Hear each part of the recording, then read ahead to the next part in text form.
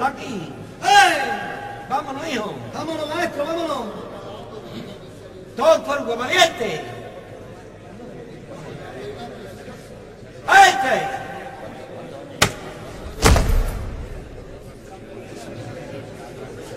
Quieto, quieto.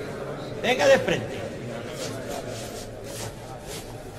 Poquito a poco, Valiente, poquito a poco, hijo. Tiempo Cofrade. Radio Municipal de Herrera. Presenta José Granado.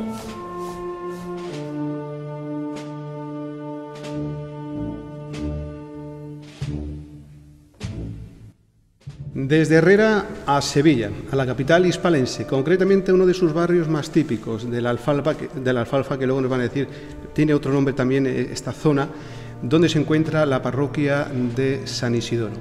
Y hasta aquí hemos venido con Tiempo Cofrade, un programa especial que hemos querido dedicar a una de las personas que su paso por nuestro pueblo, por Herrera, dejó huella, dejó muchos amigos, muchas amistades, y hemos creído conveniente trasladarnos aquí a esta parroquia para hablar con él.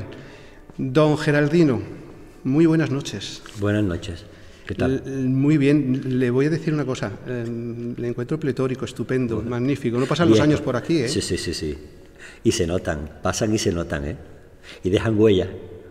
Dejan huella, ¿no? Sí. Bueno, quizá porque cambie, porque peine canas, pero por otra cosa... No. Y los huesos también se resienten, y las rodillas, y los tobillos. Eso. Pero bueno, no estoy mal. Está bien, no estoy mal. Bien. Don Geraldino, Geraldino me ha dicho, Geraldino. ¿no? Vale, Geraldino, nos encontramos en esta magnífica parroquia que me decía antes que esta zona se llama concretamente ¿cómo? La Costanilla. La Costanilla. La llaman, sí. Es la parte más alta de la ciudad y la parte más antigua. Esto es una confluencia, aquí confluían el barrio judío, el barrio moro, árabe y el barrio cristiano. Y dice la tradición que aquí, en este sitio en el que estamos ahora mismo, se encontraba la casa en la que vivió San Isidoro, allá por el siglo V, VI. Después se construyó una iglesia visigoda. Con el paso de los musulmanes por aquí, la iglesia fue destruida. Probablemente construyeran aquí una sinagoga, porque hay vestigios ahí en algunas zonas de la iglesia donde parece que hay una estrella de David en la entrada en una de las puertas, y parece que fuera más una sinagoga que una mezquita. Y después, tras la conquista de Sevilla por San Fernando, allá por el año 1249, 1250, más o menos se creó esta parroquia. Y hay pinturas magníficas, Geraldino. Sí. Aquí en cualquier rincón encuentras una obra de arte. Esto es un cofrecito.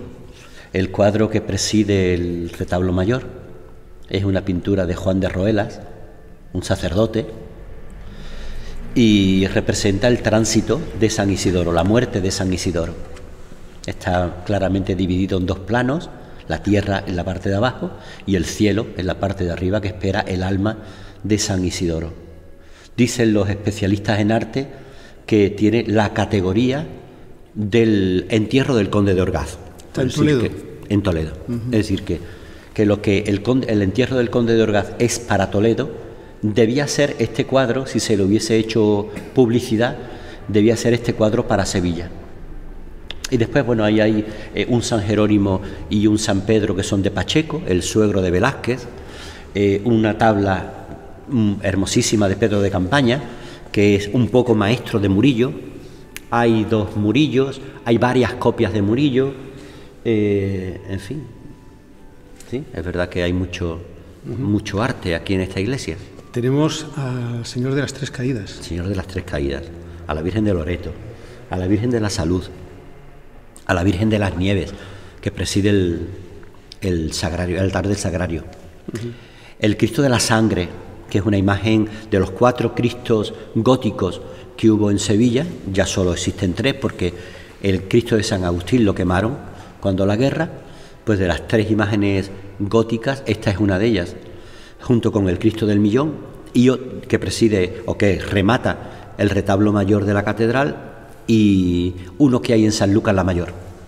Y un Cristo que falta en su sitio, que lo hemos prestado ahora para la catedral, para la exposición con motivo del Año de la Misericordia, que es el Cristo del Perdón, que es una imagen contemporánea a la época de Montañés, barroca, un crucificado barroco clásico. Don Geraldino no solamente lleva esta parroquia, sino que además está como responsable también en otro, ¿no?, de Santiago. Bueno, de San Ildefonso. San Ildefonso, perdón. San Ildefonso y Santiago. Sí, Santiago, es que son dos templos distintos. De la de Santiago sale la Hermandad de la Redención, la del Beso de Judas. De la de San Ildefonso no sale ninguna hermandad, aunque allí tenemos otra de las grandes devociones de Sevilla, el Señor Cautivo, claro, que ahora a partir del primer viernes de marzo, pues ya empezamos todos los viernes con los cultos y las peregrinaciones de la gente. Se forman colas que llegan hasta la Alfalfa de gente que viene a rezarle al Señor Cautivo. Digo yo que muchas personas que están viendo ahora mismo y escuchando, que tenían ganas de saber de Geraldino, dónde está Geraldino, muchos lo saben que dónde está, ¿no? Incluso antes de esta entrevista me comentaba que se cruza de vez en cuando con algún que otro herrereño. Sí, sí. Antes de nada me va a permitir, ¿cómo se encuentra tu padre, Geraldino? Bien, ahora está recuperándose de un pequeño arrechucho que ha tenido, que lo ha tenido 18 días en el hospital, pero bien, bueno, tiene 88 años, con lo cual, bueno, bien dentro de lo que cabe, pero bien, gracias a Dios, bien. Yo muchas veces me pregunto lo siguiente, a mí me pasa en lo personal, aunque sí es verdad que luego vuelvo otra vez, ¿no?, al origen, pero en vuestro caso, en tu caso, Geraldino, bueno, pues representas a quien representas.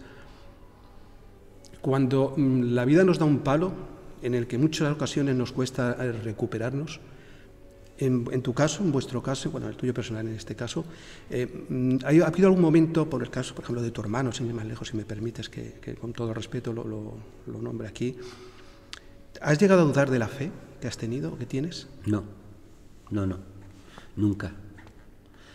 Y esta respuesta puede ser que a alguna gente le suene un poco extraña, es decir, que piense que es una respuesta propia o de un santo o de un incauto.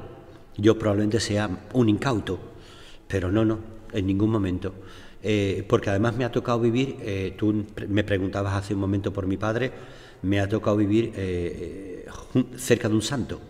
Mi padre encajó muy bien la muerte de mi madre, que fue prematura, pues murió con 68 años, y la de mi hermano, ¿no?, que murió muy joven, con 47, y de una forma además no fue el resultado de una larga enfermedad, sino que fue una cosa instantánea, una cosa momentánea, imprevista, ¿no? Pero él lo encajó muy bien y a mí me ha ayudado mucho el verlo a él, ver cómo él ha encajado pues ese tipo de estos acontecimientos tristes en nuestra familia. Después, bueno, lógicamente, otra cosa distinta es el sentimiento que te queda de pena, de pérdida, de ausencia, pero eso es natural, eso tiene su tiempo y el tiempo se encarga de difuminar las heridas, no las cierra nunca ni las hace desaparecer nunca, pero bueno, se difumina con el paso del tiempo. Comentábamos precisamente antes de iniciar la entrevista, un paseo por esta magnífica parroquia, que las cosas malas no se llegan a olvidar del todo, ¿no? No, creo que no. El tiempo, como te digo, las difumina y desde luego le refuerza muchísimo el recuerdo de las cosas buenas. Pero claro, lógicamente, a poco que tú tengas un poquitín de memoria, pues todo queda, muchas de esas cosas quedan ahí. A mí me recuerdan muchas veces muchas cosas que yo, buenas y malas, es decir, que yo no recuerdo en absoluto. Y yo pregunto muchas veces, ¿y eso hice yo? Y porque, bueno, son cosas que tú haces por inercia, ¿no? Porque tienes que hacerlas. Entonces ni siquiera las conservas en la memoria, tanto buenas como malas. Pero sí hay cosas gordas que sí, que quedan ahí para siempre, ¿no? En fin, la vida misma, ¿no? ¿Qué queda de Geraldino, de este joven que llegó a Herrera, quizá novato, a la parroquia de Herrera en este caso, en el año 86?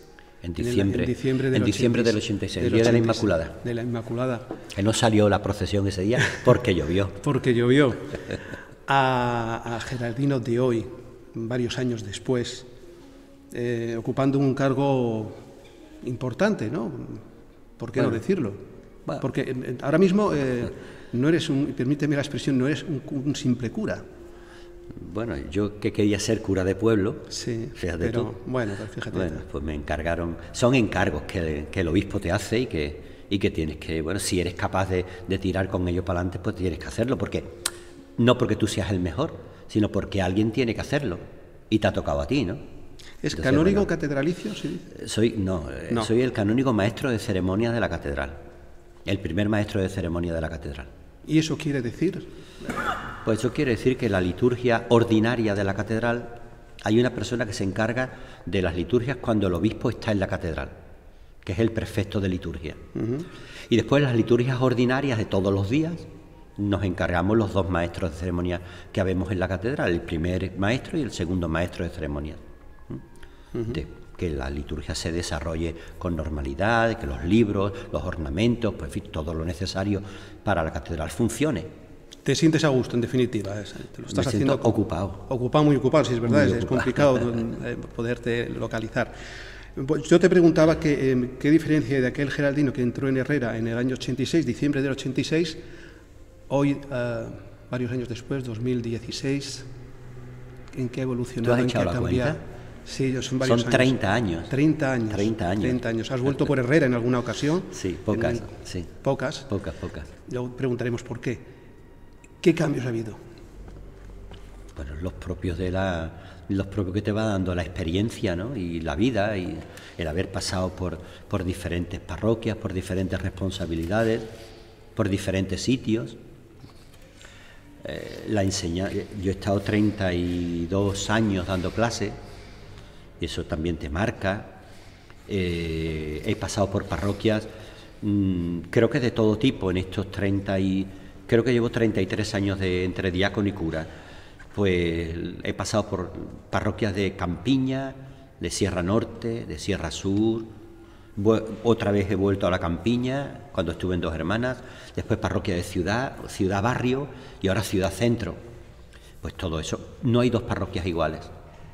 Por tanto, tú los esquemas lo que has aprendido en una, no puedes transportarlo automáticamente a la otra, porque los sitios son distintos, claro, las personas son distintas, las responsabilidades son distintas también, entonces no puedes transportar los esquemas de un sitio a otro. Pero bueno, algo te va quedando de un sitio y de otro, ¿no? Y vas aprendiendo. Yo cuando llegué a Herrera era un novato, absolutamente novato. Llevaba, 3 años de cura. Y bueno, es muy poco, 3 años son muy pocos. Creo que no lo hice demasiado mal. No, porque dejó huellas y, vamos, la prueba es que estamos aquí.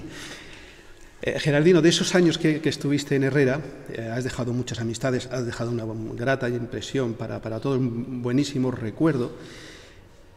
No sé si te voy a poner en un compromiso, pero luego vamos a hablar de Semana Santa. Vamos, para los que estén esperando el momento cofrade, también se va a hablar de Semana Santa, pero antes queremos profundizar un poquito más en la vida, en lo íntimo, en lo personal, por llamarlo de alguna manera, de nuestro invitado de hoy. ¿Qué recuerdos tienes? ¿Quién te dejó huella? ¿Qué familia? ¿Dónde no sé? ¿Quién te viene a la mente de vez en cuando de Herrera? O muy frecuentemente, vamos. Mucha gente. Tendría que nombrarte a medio pueblo, o a más de medio. Hombre, la gente que estuvo más cerca de mí son la gente que lógicamente te deja más huella, ¿no? Claro. Yo me acuerdo casi todos los días de Juliqui, de mi sacristán. Me acuerdo con mucha frecuencia de mis monaguillos, de Javi y de José María. Me acuerdo de Isabel, la mujer que me limpiaba la casa, naturalmente de Fernandita y María Soledad, pues no quiero seguir nombrando gente porque tendría que nombrar a medio pueblo. Claro. El grupo completo de gente del equipo de Manos Unidas, que tanto trabajamos y tantas cosas hicimos. Por cierto, permíteme un inciso, a Teresa le han dado un reconocimiento, le han hecho un reconocimiento como por su trayectoria, intensa trayectoria como presidenta de Manos Unidas. Pues verdaderamente se lo merece. Yo desde aquí le mando mi felicitación también, porque pues realmente se lo merece. Vamos, a ella y a su equipo, a Lali, sí, a Anita, en fin, a todas las personas que... que fue un equipo fantástico, fantástico. Un trabajo anónimo, ¿verdad? De trabajar, colaborar con Manos Unidas, con Cáritas. Hombre, en un pueblo hacer algo anónimo es un poco complicado porque, sí, bueno, porque pero, todo el mundo se conoce. Pero si no, ya agradecido, Geraldino, pero tampoco considerado, ¿no? Muchas personas parece como que están ahí trabajando, bueno, pues están ahí será por algo, ¿no? Pero pero yo quizás destacaría dos cosas de aquella época, de esos años que yo estuve trabajando con ellos, o que ellos estuvieron trabajando conmigo. Primero, que no hubo en ningún momento ningún interés de protagonismo personal. Y en segundo lugar, que se consiguió algo que es fundamental, y es que cuando se pronuncie Manos Unidas, la gente sepa lo que es. Y eso en Herrera se consiguió. Es decir, que tú a cualquiera por la calle, en cualquier sitio, le hablabas de Manos Unidas y rápidamente la gente sabía, sin más explicación, aquello que era, para qué servía y qué se pretendía con aquello. Y eso es fundamental en una ONG de este tipo, ¿no? En un trabajo de este tipo. ¿Sabes quién es en la actualidad la presidenta de Manos Unidas? ¿De Herrera? Sí. ¿No? Mari Carmen Moreno Morillo, que a la sazón fue durante varios años también hermana mayor del Santo Entierro. Ajá. No sé si la tienes que conocer, su Sí, madre, sí, claro, pero... Carmen. Sí. No sé, te podría dar más detalles, pero bueno, no es este el momento. Y hemos hablado de tus amistades, bueno, de los grupos de la iglesia y demás, pero ¿y del colegio? Porque estuviste de maestro en el colegio e instituto. Estuve 2 años, creo que fueron 2 cursos, yendo al colegio a dar clases, a primaria, a los niños de la EGB de entonces, y después cuando se creó la extensión del Instituto de Estepa en Herrera, me propusieron las clases de religión. Primero me propusieron que fuese a dar clases a Estepa, y eso dije que no iba. Y cuando ya crearon la extensión en Herrera ya no tuve pretexto, ya no tuve excusa. Entonces no tuve más remedio que aceptar las clases de religión, y estuve, pues si en el colegio estuve 2 años, pues 2 cursos, pues 6 cursos en el instituto, en la Casa de la Cultura, que era, el instituto no tenía sede entonces. Ahora tenemos un instituto allí. Dábamos clase allí en la Casa de la Cultura, los niños hacían los del deporte, la educación física en el salón parroquial, allí arriba junto a la parroquia, y bueno, así nos ¿Recuerdas algún alumno? Y así nos apañamos. Especialmente El alcalde. Al alcalde. Ah, el alcalde de ahora, Jorge. Fue alumno tuyo. Fue alumno mío, sí. Sí. Y muchísimos. Bueno, oye, pues todos los niños Geraldino, de Herrera. ahora que estamos aquí a solas, además de mis compañeros que están aquí, ¿cómo era como alumno el alcalde? No lo recuerdo. No recuerdas, ¿no? No. Qué bien. No, en serio, entre tantos es imposible acordarte de lo que hacía uno, de lo que hacía otro. Es decir, que no puedo decirte si era buen estudiante, mal estudiante, si era travieso, no, ni idea. Ni idea. Pero sí sé, porque él me lo ha recordado, que fue alumno mío en el instituto. Hablando de jóvenes, ¿cómo ves tú a la juventud en su implicación o compromiso con la Iglesia? Pues hay de todo. Hay de todo. Hay chavales que son muy comprometidos sobre todo con los aspectos sociales. Con las bolsas, en las hermandades, por ejemplo, con la bolsa de caridad, las recogidas de alimentos, las cabalgatas para recaudar fondos para esto. Quizás a la gente joven, la otra parte, que es mucho menos dinámica, el culto, el rezo, la oración, le vaya menos. Pero también, ¿por qué? Por la idiosincrasia de la gente joven, ¿no? Que necesitan más dinamismo. Entonces lo que habría que hacer sería darle a cada uno su sitio, que el joven cuando llegue a la parroquia no se encuentre con que allí no hay nada para él, ¿no? Sino ofrecerle sitio, ofrecerle trabajo para que pueda desarrollar sus capacidades, ¿no? Pero bueno, ya te digo, hay de todo, ¿eh? Hay de todo. Sí, perdona. Hay jóvenes que se quedan con la cáscara. Y hay otros que van al núcleo, ¿no? Van al corazón de aquello. Entonces, igual que adultos, ¿eh? Que también se quedan en las periferias, y otros van a lo fundamental. Esos no son distintos. ¿Tú crees que hay momentos en los que se organizan, no sé si la palabra correcta o la expresión correcta es decir, campañas en contra del cristianismo, de los que tienen o tenemos devoción, y ese laicismo que hay un poco ahora mismo. Pero eso no es nuevo. No es nuevo, bueno, eso me no parece es que nuevo. ahora mismo parece que está como más... Dicen que la historia se repite y bueno, y ahora es verdad que estamos viviendo unos momentos un poco críticos en ese sentido, de querer resucitar cosas que no se tendrían que resucitar nunca jamás, ¿no? Porque la violencia y el odio y eso no está justificado nunca jamás, en ningún momento, en ningún sitio y bajo ninguna circunstancia. Es decir, que tanto a mí lo que me choca es que eso, precisamente la gente que fomenta este tipo de cosas, después se le llene la boca con la palabra tolerancia, diálogo y todas estas cosas, ¿no? Entonces no tiene mucho sentido. Parece que ellos lo entienden como un rasgo de modernidad. Es decir, ser moderno es sinónimo de ser, ¿qué?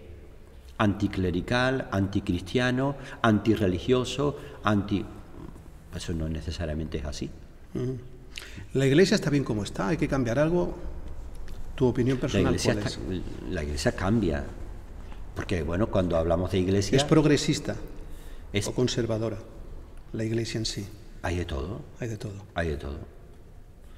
Hay de todo en el sentido de que la Iglesia es la suma de cada uno de los cristianos. Entonces, el domingo cuando nos reunimos aquí, 150 o 200 personas a escuchar misa, entre esas 150 o 200 personas, pues hay gente de derecha, de centro, de izquierda, progresistas, conservadoras, y eso es Iglesia. Esa es la Iglesia. ¿Qué ocurre? Que si la proporción es mayor de un sitio que de otro, pues la Iglesia caminará en una dirección o caminará en la otra. Depende de las épocas. ¿Y del Santo Padre? ¿Quién esté? También, lógicamente, es decir, que lleva el timón de esta barca, lógicamente orienta o desorienta, ¿no? Entonces, en ese sentido, bueno, podemos decir que los últimos 3, 4, 5 papas que hemos tenido han sido un lujo para la Iglesia. Juan XXIII es santo, Pablo VI es beato, Juan Pablo I, bueno, estuvo 30 días nada más, el pobre, entonces Juan Pablo II es santo. El Papa Benedicto es una de las mentes más preclaras del siglo XX y del siglo XXI, del mundo, ¿no? De todo el mundo. Y el Papa Francisco, pues yo creo que está dando muestras de ser... Quizá el más popular es Francisco, ¿no?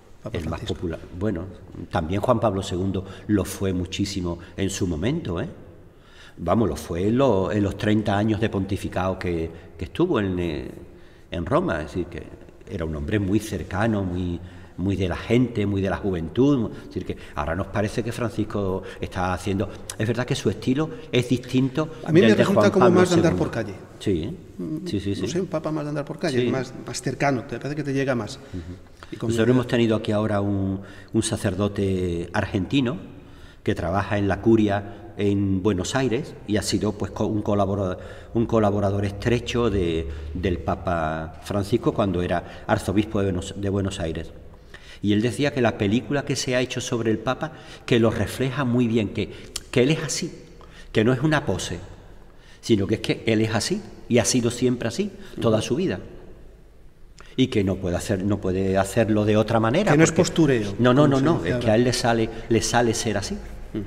Y la verdad es que no es un hombre de grandes discursos, como le ocurría a Benedicto, que como digo es una mente preclara y hacía unos discursos muy elaborados y muy densos también. Es un hombre sencillo, de palabras sencillas, pero es una gotita, que hoy una, mañana otra, pasado otra, al final va calando y al final va haciendo la cama, ¿no? Va haciendo el hueco. Creo que el mérito de Francisco es ese, que de un modo sencillo está haciendo cosas importantes. La más importante es mover los corazones de la gente. Exactamente. Y algún que otro le pega un tironcito de orejas también. Yo también, claro. También da sus tironcitos de eso orejas. Forma parte y tiene muy buenos detalles, que la gente le aplaude. Parte de su responsabilidad. Los ciudadanos de a pie aplaudimos. No se cobren misas, que no se en tema de entierros. Bueno, pues hay gente que dice, chapó por el Santo Padre. Por fin, que todo no sea... Pero bueno, Geraldino, vamos a meternos ya de lleno, porque no sé el tiempo que llevamos transcurrido, ahora me lo dirán mis compañeros, para meternos de lleno en lo que es la Semana Santa de Herrera, cuando tú llegas allí, año 86, la primera Semana Santa que tú te encuentras. ¿Cómo es por ejemplo? Bueno, ¿O cómo fue? Bueno, lo primero que yo me encuentro no es la Semana Santa, es la procesión de la Sí, Inmaculada, ya. que como te he dicho no salió porque llovió ese día. Después, lo primero que conocí de la Semana Santa fue la Cuaresma, los previos a la Semana Santa, ¿no? Que yo no recuerdo exactamente cómo fue la primera, pero bueno, me imagino que me llamaría aquello muchísimo la atención, porque había muchas cosas que yo no conocía, no entendía, incluso el lenguaje, el vocabulario, es decir, hablaban de cosas que yo no comprendía y que aquello no me cuadraba, no me encajaba. Y pues yo creo que creo que el sentimiento es ir de sorpresa en sorpresa, ¿no? Porque todos los días había una cosa nueva, ¿no? ¿Cómo es aquello que me comentaste si la memoria no me falla, algo así como que de la hermandad, de una hermandad, yo no voy a decir para que la digas tú, de una hermandad te llegan diciendo que anoche nos reunimos en el cuartel y aquello a ti te sonó un poco en el cuartel, cuéntalo tú. Sí. Bueno, esa es una de las muchísimas cosas que a mí me sorprendieron porque yo no estaba acostumbrado, claro. A mí me llegaron, en aquella época estaban los hermanos del Cristo crucificado, estaban en proceso de conversión, estaban ellos intentando acercarse y darle aquello un poco de forma, y entonces pues venían a consultarme. Pues mira, ¿le parece que hagamos tal cosa? ¿Le parece que hagamos tal otra? Pues mira, podíais hacer así o asado. Y venían a los 2 días. Mire usted que estuvimos anoche en el cuartel y estuvimos discutiendo, hablando de esto y del otro. ¿Le parece a usted? Pues mira, pues sí. Y yo me quedaba con lo del cuartel. Decía, ¿el cuartel? Bueno, a los 2 días volvían otra vez. Que no, que anoche estuvimos en el cuartel hablando, discutiendo y mire, que hemos quedado que así, no, que de la otra manera. Bueno, vale, pues. Y otra vez yo decía, el cuartel, decía yo para mí, yo aquello no se lo consultaba a nadie, pero decía yo para mí, en el cuartel, ¿qué tendrá que ver la Guardia Civil con esta gente? Digo, a lo mejor es que hay algún hermano, algún guardia civil que es hermano de esta cofradía, de esta hermandad, y se reúnen. Digo, pero yo decía, pero qué raro, con lo temprano que cierran el cuartel de la Guardia Civil, que les dejen a esta gente reunirse ahí dentro, pero hasta que ya por fin me enteré de lo que era un cuartel, ¿no? Así que yo tenía la duda que el cuartel, que tendrán que ver los guardias civiles con esta gente. En fin. Y como esas muchas más cosas, vamos, que aquella primera Semana Santa, cuando yo vi los pasos con aquellos artilugios de hierro, aquellas ruedas y aquel mecanismo con el volante allí debajo, que aquello debía pesar 200 toneladas, yo qué sé, y las cajas de botellines de cerveza debajo de los pasos. Era como una especie de minibar debajo del paso. Bueno, lo de mini Hombre, lo pones tú, no, de mini nada, aquello era un bar en toda regla. Y de vez en cuando pues cogían entre 100 y levantaban aquello con aquellos varales, aquellos palos tan enormes. Y yo decía, ¿cómo pueden con esto? Y claro, ya nada, andaban 20 metros y a los 20 metros aquellos tenían que echarlo al suelo, pues no podían con aquello. Así que una cosa que estas cosas igual, si hay gente joven escuchando pues esto, les parecerá que estamos hablando de otro mundo y de otra cosa, pero vamos, esto ocurría en Herrera hace 25 años, no hace más, ¿eh? Y la verdad es que la Semana Santa de Herrera ha cambiado muchísimo en este tiempo, en estos 20... Yo hace 30 años que llegué a Herrera, estuve 8, pues en estos 22 últimos años no hay sombra de lo que era. Es una cosa totalmente distinta. Geraldino, si yo te nombro la palabra lavatorio, Jueves Santo, ¿tú qué me dices? Si me quieres decir algo, vamos. Bueno, pues, ¿qué quieres que te diga? Mira, de las cosas que extrañas, entre comillas, que se hacen en Herrera, que yo no había visto en mi vida, aunque sé que hay sitios por ahí donde se hacen, lo de los pregones en los balcones, había cosas que se hacían fuera de la iglesia y cosas que se hacían dentro de la iglesia. El prendimiento, el cruce de lanzas, las caídas del Viernes Santo, esas cosas se hacen fuera de la iglesia y bueno, pues son tradiciones, son cosas que yo las veía con un poco de frialdad, porque pensaba que aquello en aquel momento ya no tenía sentido, que eso había tenido sentido en un momento, Sobre todo cuando, eso tiene su sentido cuando la gente vivía en los cortijos, en el campo, no tenía contacto ninguno con el pueblo ni con la iglesia, venían al pueblo en Semana Santa, entonces el cura aprovechaba para darle una catequesis a esa gente que venía del campo al pueblo a ver las procesiones. Pero ya cuando todo el mundo vivía en el pueblo, todo el mundo iba a la escuela, todo el mundo tenía la televisión, es decir, que ya la gente no necesitaba ese tipo de cosas. Era una cosa un poco absurda. De hecho, desde el balcón, cuando tú te subías al balcón a predicar aquello, allí se veía un espectáculo un poco lamentable, ¿no? Primero porque los medios técnicos que teníamos entonces eran muy pobres, muy pobres. Un triste megáfono o un par de altavoces que aquellos no lo escuchaba nadie. Tú desde el balcón veías allí un grupito en lo suyo, allí otro grupito en lo otro, distraídos. Entonces, pues yo, ¿para quién estoy hablando aquí? Si aquí no hay nadie que esté prestando atención. Pero después había otra serie de cosas que se hacían dentro de la iglesia, dentro de las celebraciones litúrgicas, ¿no? Y eso ya son palabras mayores. Es decir, que al fin y al cabo la misa no es nuestra, es decir, que la misa tiene una estructura, tiene un esquema que hay que respetar, y tiene un principio y tiene un final, y nosotros a la misa no podemos ni quitarle ni ponerle. La misa es lo que es. Entonces, cuando un día tan importante como el Jueves Santo, tú te encontrabas aquello allí, aquellos 12 hombres vestidos con aquellas ropas y bueno, y es verdad que por la mañana habían ido a confesar, se habían confesado todos menos Judas, todos comulgaban, pero aquello era una cosa un poco rara. Y cuando llegaba el momento, bueno, eso de interrumpir la celebración y meter allí esa cuña de Judas, te arrepientes, y el Judas que venía bien, mal o regular, ¿sí? Bien de aquí o mal de aquí, o en fin, ya sabemos. Y cuando llegaba el momento y salía Judas corriendo por mitad de la iglesia con el farolito y se iba media iglesia detrás de Judas, tú decías, bueno, esto no tiene mucho sentido, esto es absurdo, esto es patético, vamos. Y algo parecido ocurría con lo de la resurrección el domingo de resurrección. No sé si se sigue haciendo. El domingo de resurrección, en el canto del Gloria. Sí, pero eso de las 6 de la mañana, eso ya no está. En el canto del Gloria, pues los romanos que estaban allí reunidos, pues que no se habían acostado esa noche, por cierto, pues pataleaban allí, daban con los pies en el suelo y salían corriendo, ¿no?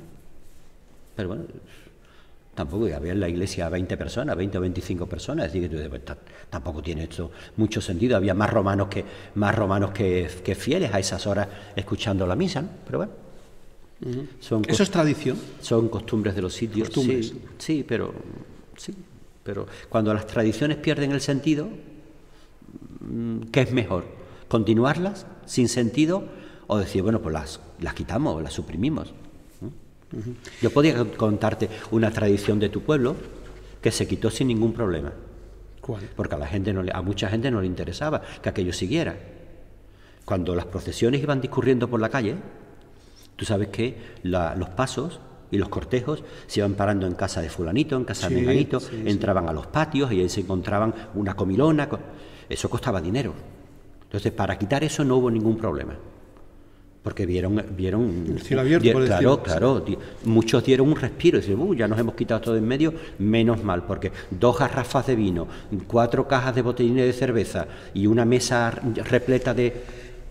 Al hilo de lo que estás comentando, las personas que siguen este programa de Tiempo Cofrade, precisamente María José Moreno, reina, de la que te he mandado buenos recuerdos, decía que su casa era una de tantas, pero vamos, porque su padre era hermano mayor de Jesús y demás, y decía que aquello era un auténtico bar, vamos, cuando pasaba la... Sí. Había lo que tú has dicho. Era así. Y aquello se convertía, dice, pero un jale, dice, de botellines, de vino, de esto, del otro, dice que era un bar. Sí.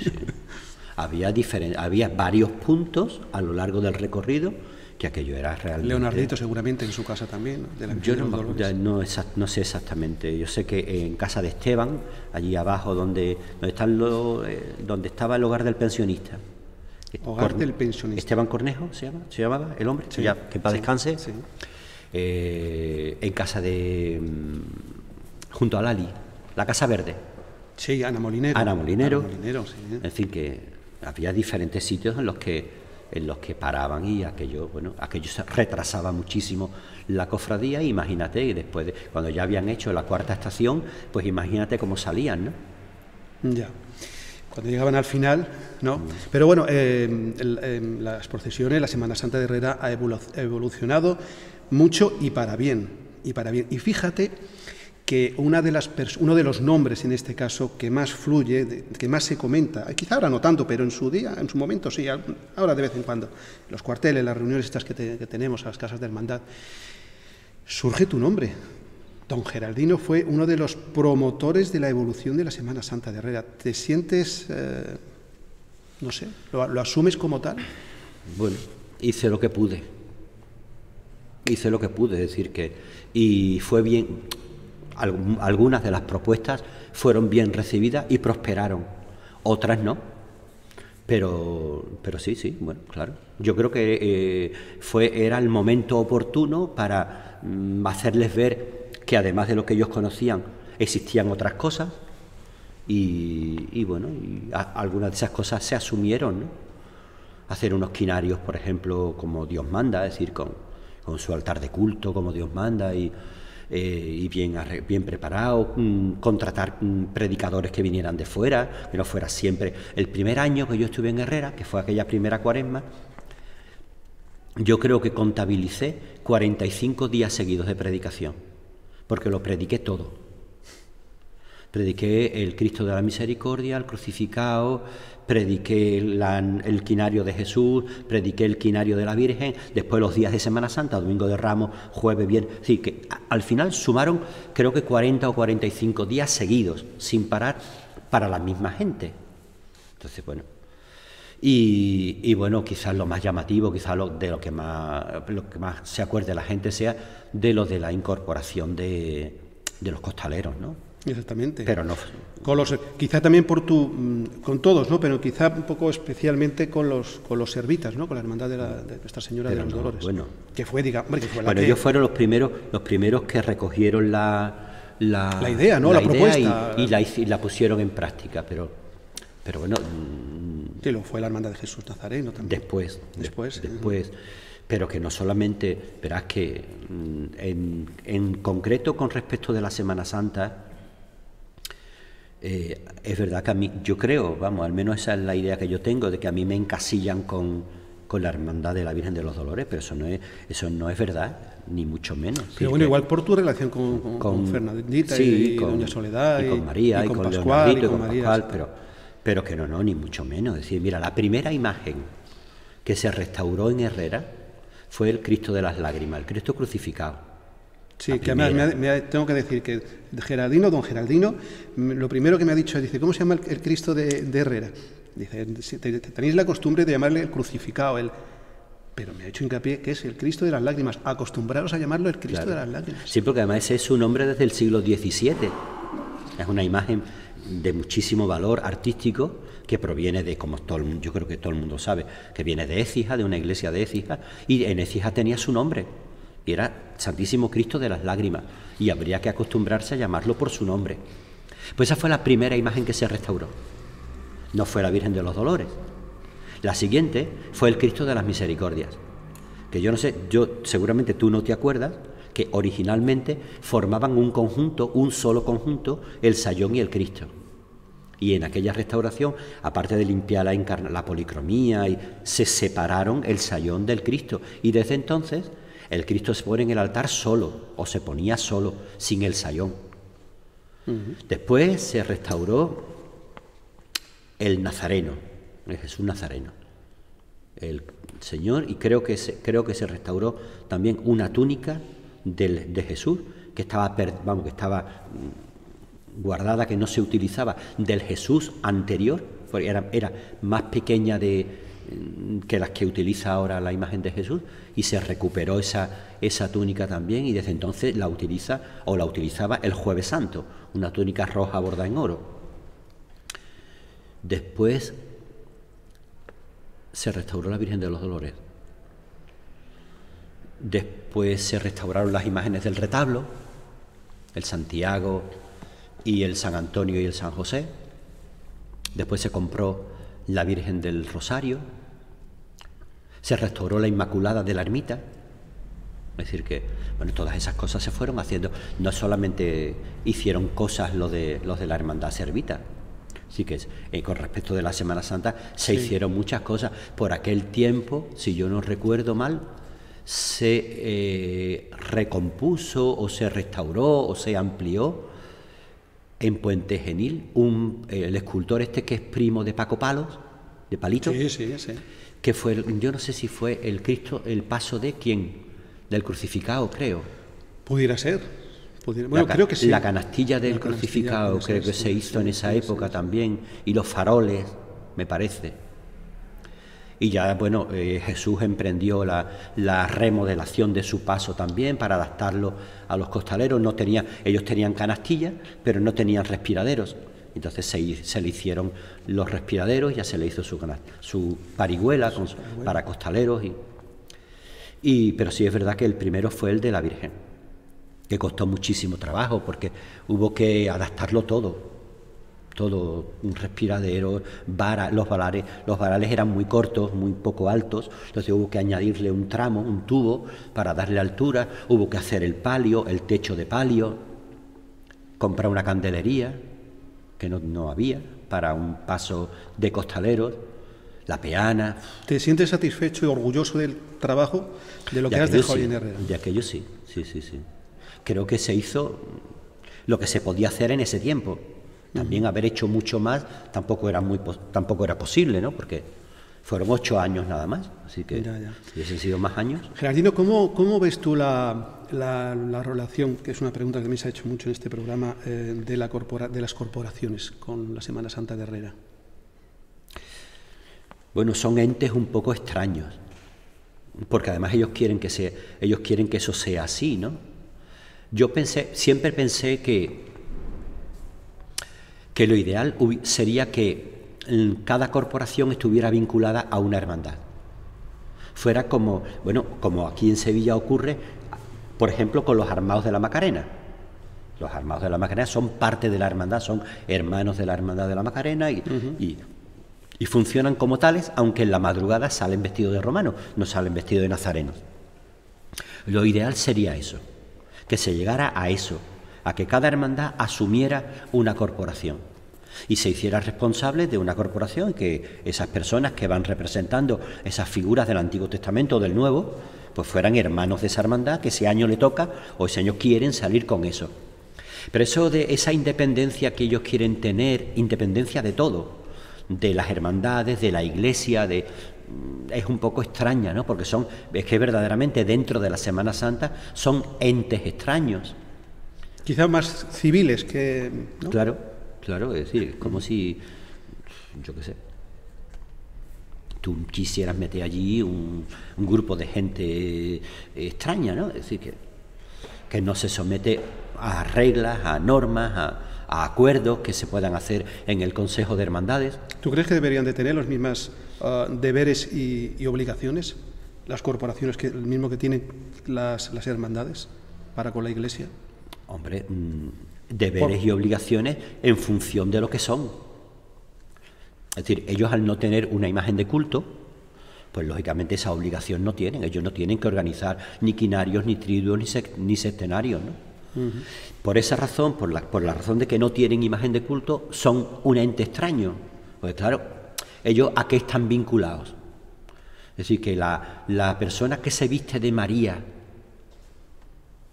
en realidad, si tú le preguntaras este año, ¿tú a quién representas? Muchos no te sabrían decir ni siquiera a quién representan. O las virtudes, la fe, la esperanza, la caridad, los profetas, pues sí, que son defensores del templo, que fíjate, sabrás, ¿no? Que llevan la representación de Jesús. Sí, claro. Sí, que en su día también dio que hablar y hubo personas que, estaban en contra de que una persona representara a Jesús. No sé si fue en tu época, estoy pensando un poco. No.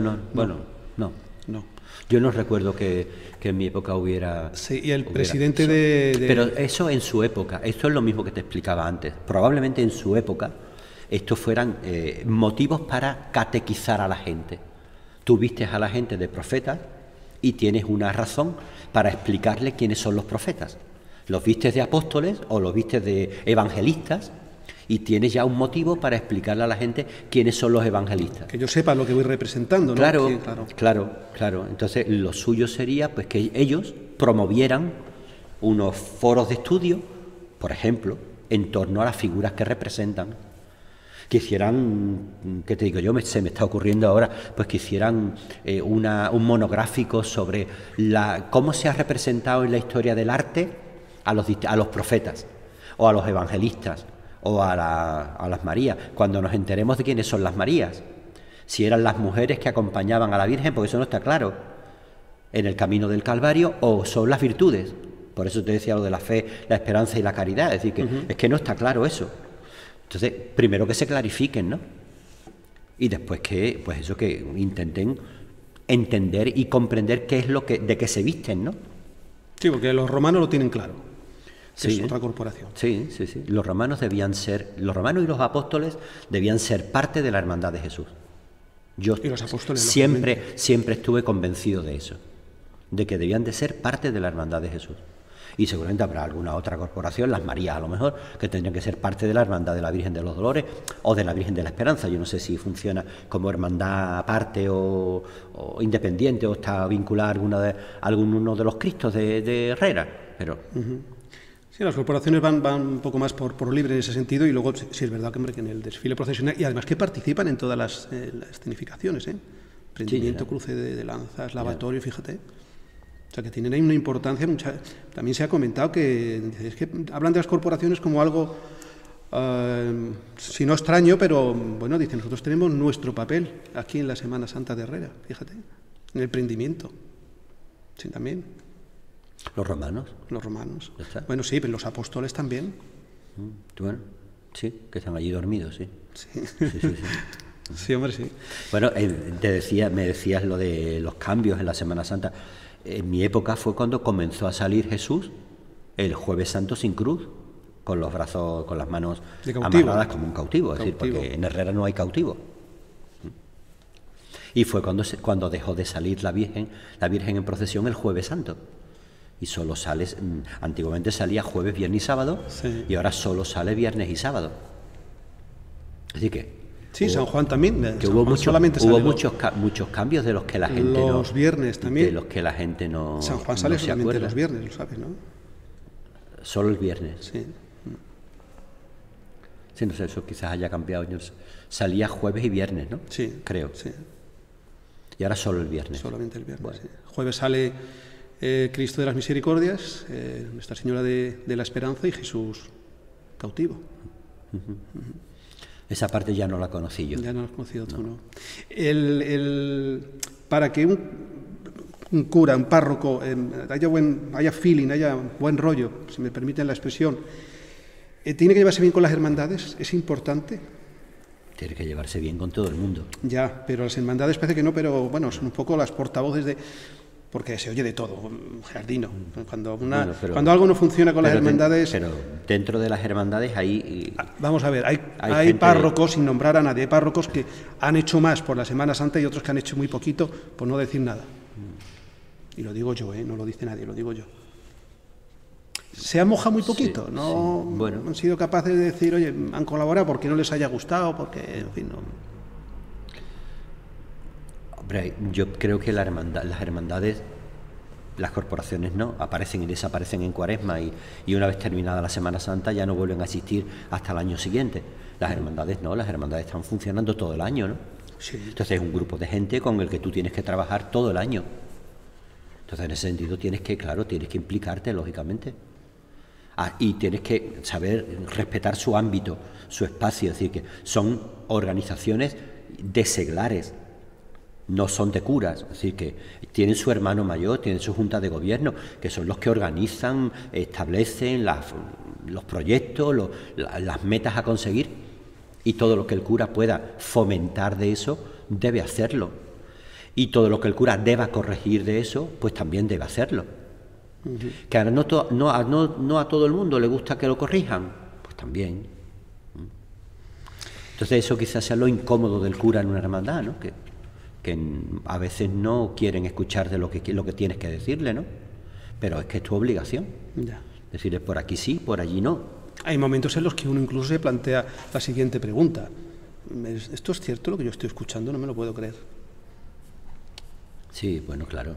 Sí. Sí, hay propuestas muy peregrinas. Sí. Por ambas partes, ¿eh? Ya. Por ambas partes, por parte de las hermandades Ya. y por parte de los curas también. Ya.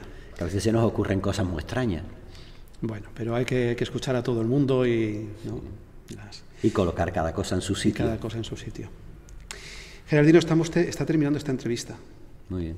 Ha sido de verdad un placer para mí, y me consta que para mis compañeros, para Antonio Rojas, para Tony Mateos, que por cierto es concejal también, ahí donde lo ves, concejal de Cultura, que tenemos justamente en medio, es concejal de Cultura y además fotógrafo, fíjate tú, y hoy, bueno, pues está ejerciendo como tal también. Y bueno, y nuestro compañero Julián Solís. Estupendo. Yo encantado de haberos recibido aquí, en este espacio tan preciosísimo. Claro que sí. Un mensaje para poner el broche a esta entrevista. Bueno, un mensaje, pues, que quieres que te diga, No sé. que se ha hecho mucho, pero que hay mucho por hacer todavía. Que no piensen que han conseguido ninguna meta definitiva. Son pequeñas metas las que se van consiguiendo cada año, cada día que se trabaja, pero hay que seguir adelante. Es decir, que seguramente la Semana Santa de Herrera en concreto no sea la mejor del mundo, todavía. A lo mejor lo es algún día. De momento hay que seguir trabajando. Y a la gente joven que puedan estar viendo el programa, pues que se den cuenta de que no siempre la Semana Santa de Herrera ha sido como ellos la ven hoy, sino que antes era otra cosa distinta y que valoren. Yo te decía el otro día cuando hablaba contigo que sería bueno que los chavales vieran los vídeos y las películas que existen de los años 70, de los años 80, de cómo era la Semana Santa entonces, para que compararan y para que valoraran lo que sus padres, muchos de sus abuelos, han hecho por la Semana Santa de Herrera, ¿no? Que no siempre fue fácil. Hay un canal dedicado, se llama el canal Recuerda, y donde se ve cuando llega, por ejemplo, Semana Santa, vemos las procesiones de, bueno, muchas, evidentemente, sales tú, Claro. sales tú. Oye, ¿la romería la has visto alguna vez? Sí, ¿no? Nuestra romería la habrás vivido también. Claro. Claro, por supuesto. Sí. Es que... Y claro, sí, eso ya ya lo se sé, hacía cuando pero es que se me ha venido ahora y como... ya se hacía cuando yo estaba allí. Claro, sí, ya sí, lo sé sí. que se hacía. Sí. Pues se nada, hacía la misa en el paseíto y eso sigue igual, y nos vamos a las Carrizosas. eso igual, También. se arregló Un en poquito en aquellos años se arregló la capillita que hay allí en el terreno de la romería y qué más cosas se hicieron, el coro rociero, No, pues tenemos un coro magnífico, el Rebujito. las sevillanas dedicadas a la Virgen Ahora es del un coro Rosario. distinto, pero tenemos un coro magnífico. Geraldino, nos tenemos que marchar ya, Nada. ¿vale? Permíteme que te dé la mano. Claro. Y que te dé las gracias enormemente. Nada, no hay de qué. Nos vemos en otra Encantado. ocasión, ¿te parece? Cuando tú quieras. Aquí o en Herrera, donde quieras. Donde sea. Donde sea. Donde pueda Gracias. ser. Donde pueda ser. Gracias. Nada, a ti. Tiempo cofrade. ¡Vente!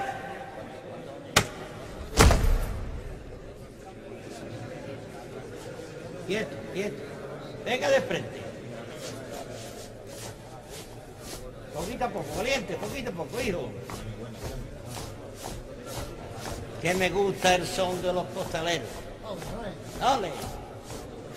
Que me gusta ese son, hijo mío. Estáis llamando a las puertas del cielo. A las mismas puertas del cielo estáis llamando con vuestros corazones. Qué bonito, valiente.